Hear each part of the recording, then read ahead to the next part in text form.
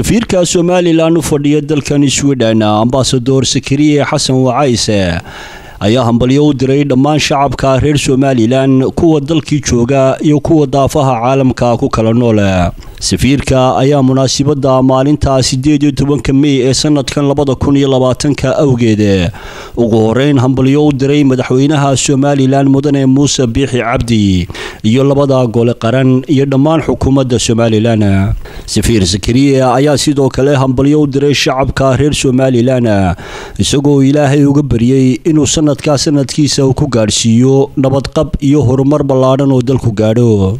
safiirka ayaa bulshada reer Somaliland kula taliyay inay is-ilaaliyaan isla markaana ay raacaan talooyinka ay xukuumadda Somaliland u soo jeediso si ay uga badbaadaan xanuunkan dunida afeeyay ee COVID-19. safiirka ayaa shacabka u sheegay in xaaladan adag lagaga gudbi karo in Ilaahay la baryo iyo isku xidhnaan iyo midnimo. safiirku wuxuu sidoo kale hambalyo u diray dhammaan ciidamada qaranka Somaliland qaybahooda kala duwan iyo waliba dhammaan shaqaale weynaha dawladda.